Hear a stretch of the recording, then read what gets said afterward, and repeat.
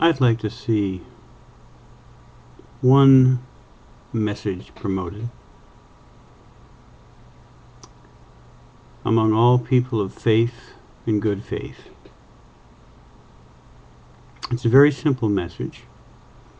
It's one that really is endorsed by every spiritual tradition, including especially Christianity, but it exists elsewhere as well. And according to the leader, founder, and central figure of Christianity, this one message is enough to summarize and substitute for all of the detailed religious and cultic teachings that precede it. Beyond the commandments written in stone, there's one commandment written in the hearts of people. And that commandment is, love your neighbor as yourself. It's sometimes summarized in other ways. Do for others what you want others to do for you. According to Jesus, this sums up the law and the prophets, that is to say, the entire Old Testament. Other New Testament figures, Paul, James, repeat this point of view in so many words. And we who come behind them would do well to repeat them ourselves.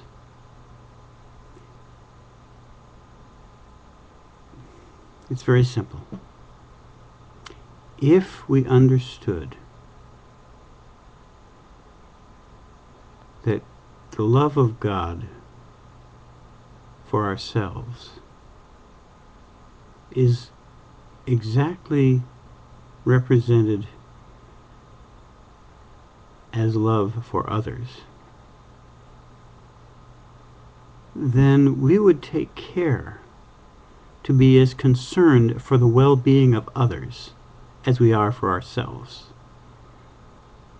On a personal, individual level, this would be the case, so that I would be concerned for my neighbor, whether or not he has money or doesn't, whether or not he looks like me or sounds like me or doesn't, whether or not he has all the resources that I have available to me or doesn't. I would be concerned for him.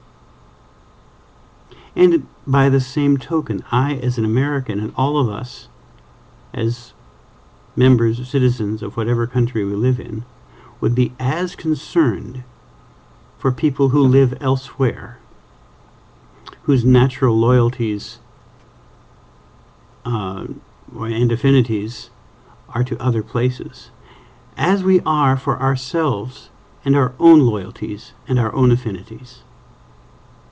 Proud to be an American, I am. But you know what? Wherever a person lives, I hope they're proud to be from that place.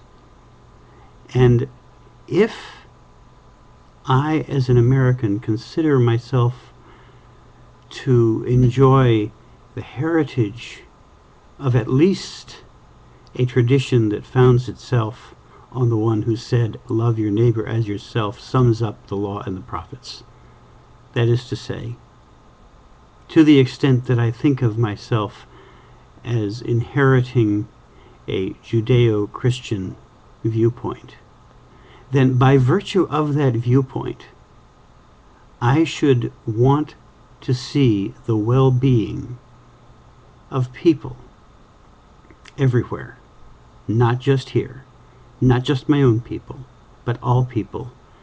Because if the God that I claim to believe in is real, then that God is as concerned for every person as he is for me, and for every people as he is for my people. That's the fact. If I were going to be really Christian, then I would also be concerned to love my enemy. And if I were going to want my nation to be a Christian nation, then I would want my nation to follow Christ's commandment when he said, "Love your enemies, do good to those who hate you." I would vote for a leader of my nation that wanted to lead my nation to love its national enemies.